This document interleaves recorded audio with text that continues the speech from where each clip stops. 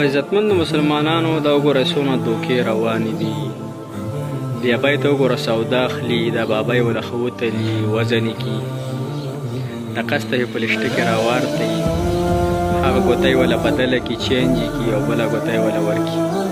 دې ته وایي ناب تول کې کمې او دوکه مسلمان له ورکول.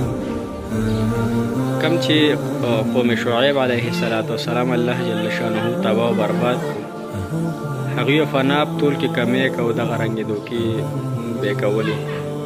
نو موږ مسلمانان عزتمند مسلمانانو دا شیزونه زموږ سره ښه نه ښایي. موږ په هر لحاظ کې، په هر یو څیز کې، په خپل معاشرت کې، په خپل اخلاقیاتو کې، په خپل ژوند کې چا له هم دوکه نه ورکوو. ځکه چې الله جل شانه ما نه پوښتنه کوي ته ما دنیا ته لېږلی وي او ته دوکو دپاره ما لېږلی وي. تا له ما ژوند صحت درکړی، خوشحالیانې مې درکړی، نعمتونه مې درکړي. الله جل شانه دې موږ د دوکو نه وساتي. جزاک